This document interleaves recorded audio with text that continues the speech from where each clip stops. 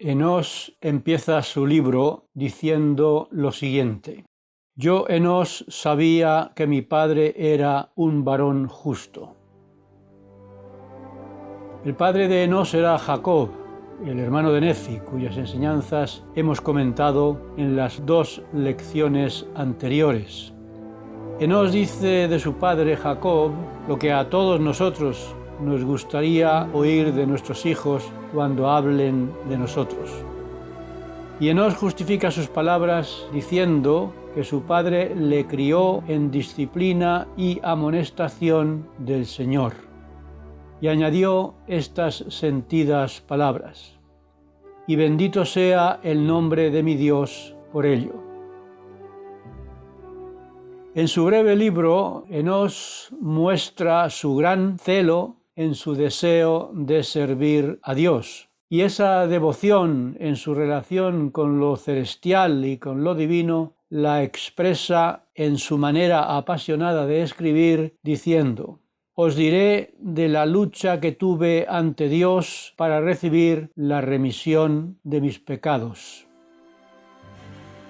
Y comparte esa necesidad de sentirse digno delante de Dios con palabras llenas de vehemencia, exclamando: Mi alma tuvo hambre y me arrodillé ante mi Hacedor, y clamé a Él con potente oración y súplica por mi propia alma. Y clamé a Él todo el día, elevando mi voz a lo alto, hasta que llegó a los cielos. Y vino a mí una voz diciendo: Enós, tus pecados están perdonados. Vemos pues que, como enseñó Nefi, las entrañables misericordias del Señor se aplican a todos aquellos a quienes Dios ha escogido por su fe para fortalecerlos, porque en su misericordia Dios no dejará perecer a quienes acudan a Él. Y esta experiencia sagrada la tuvo Enós cuando salió de su casa a cazar. Y mientras iba por su camino, se acordó de las palabras que frecuentemente había oído hablar a su padre Jacob sobre la vida eterna y sobre el gozo de los santos. Esas palabras penetraron tan profundamente en esos momentos en su corazón que le hicieron sentir hambre espiritual. Enós había salido a obtener alimento para el cuerpo, pero la formación recibida en su hogar terrenal le hizo añorar el hogar celestial. Los padres que estemos preocupados por la vida espiritual de nuestros hijos, deberíamos recordar estas enseñanzas de Enós para que cuando nuestros hijos salgan al mundo, también ellos recuerden lo aprendido en su vida familiar y les ayude a vivir dignamente. Si tenemos esa preocupación, deberíamos pensar en el ejemplo de Alma-Hijo, cuando, en medio del tormento que pasó durante 3 días y 3 noches por las iniquidades que había cometido, lo que le ayudó a cambiar su vida fue que se acordó de haber oído a su padre profetizar al pueblo sobre la venida de Jesucristo para expiar los pecados del mundo. Y ese recuerdo le hizo clamar a Dios, que en su misericordia le ayudó a cambiar su angustia y dolor por el gozo del perdón divino. Cuando Enós supo que gracias a su fe en Cristo estaba limpio de sus pecados, sintió un gran deseo de que también sus hermanos los nefitas tuvieran la misma bendición, y derramó toda su alma a Dios por ellos, y después oró con prolongado ahínco por sus hermanos los lamanitas. Como respuesta a sus oraciones, el Señor dijo a Enós: por tu fe te concederé lo que desees. Y Enós pidió que si se destruyera al pueblo de Nefi por sus transgresiones, se conservara la historia de los nefitas y que esta historia llegara a los lamanitas en un día futuro para que les ayudara de alguna manera a salvarse. Porque los lamanitas habían jurado que harían todo lo posible por destruir al pueblo nefita junto con sus anales. Y puesto que Dios había prometido a Enós que le daría todo lo que le pidiera con fe en el nombre de Cristo, pidió al Señor que preservara los anales de los nefitas. Y el Señor hizo convenio con Enós de que los haría llegar a los lamanitas en su propio y debido tiempo.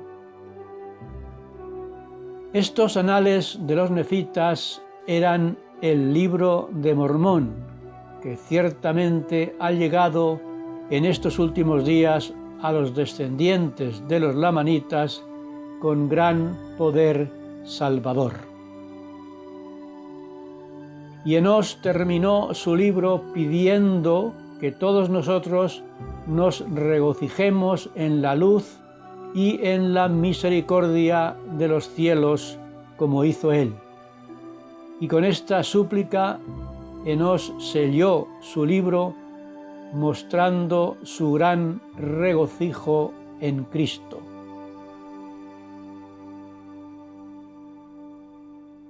Después del libro de Enós nos encontramos con el libro de Jarón, que era hijo de Enós. Este breve registro tiene importantes enseñanzas doctrinales. En su libro, Jarón enseña que la revelación es un derecho de los fieles, diciendo: todos los que tienen fe gozan de comunión con el Santo Espíritu.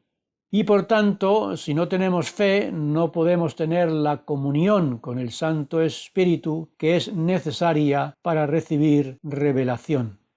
Y Jarón resume el contenido de todo lo revelado a sus padres preguntando: ¿acaso no han recibido ellos el plan de salvación? Os digo que sí, y esto me basta. Jarón recordó a su pueblo que el Señor prometió a sus padres que prosperarían en la tierra si guardaban los mandamientos, y que si caían en transgresión serían destruidos. Y es por eso que Jarón exhortó a los de su pueblo a que se arrepintieran.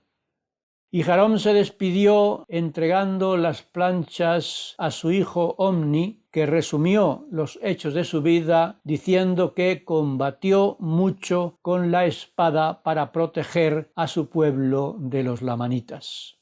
Después de Omni, las planchas pasaron de generación en generación a Amarón, Quemis y Abinadom, que apenas escribieron sobre las planchas recibidas registro alguno. Amalequí, el hijo de Abinadom, escribió algo sobre Mosía, diciendo que fue rey de Zaraemla y que Dios le mandó que huyera de la tierra de Nefi y saliera para el desierto, hasta que llegaron a la tierra de Zaraemla. Y después de hablar sobre Mosía y sobre su pueblo, Amalequí entregó las planchas a Benjamín, hijo de Mosía, y se despidió diciendo lo siguiente: amados hermanos, quisiera que vinieseis a Cristo, el cual es el Santo de Israel, y participaseis de su salvación, y si perseveráis hasta el fin, os salvaréis.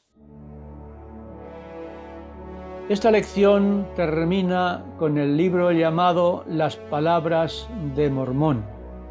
Este libro une el contenido de las planchas menores con el resumen que Mormón hizo de las planchas mayores. De esta manera Mormón preparó y organizó el contenido del libro que ha llegado a nuestras manos con el nombre de Libro de Mormón. Mormón, habiendo tenido una visión de los últimos días, hizo con el espíritu de oración una selección del contenido de las muchas planchas recibidas, aquellas que serían de gran utilidad para todos los que hemos recibido su resumen inspirado. Y Mormón dijo lo siguiente sobre su trabajo: hago esto con un sabio propósito de acuerdo con las impresiones del Espíritu del Señor que está en mí. Ahora bien, yo no sé todas las cosas, pero el Señor sabe todas las cosas que sucederán. Por tanto, Él obra en mí para que yo haga todo según su voluntad. Y este es un testimonio necesario para todos los que escudriñen el contenido del Libro de Mormón, que es Dios mismo quien en su sabiduría ha inspirado su contenido para ayudarnos a enfrentar los desafíos que encontraríamos en este mundo en los últimos días. Y Mormón lo expresa claramente diciendo que las planchas que llegaron a sus manos contienen grandes cosas por las cuales se juzgará a sus hermanos y a todos nosotros en el postrer día. Y con esta idea en nuestra mente y en nuestro corazón debemos estudiar el contenido de este libro sagrado que con tanto esfuerzo se preparó y preservó hasta llegar a nuestras manos.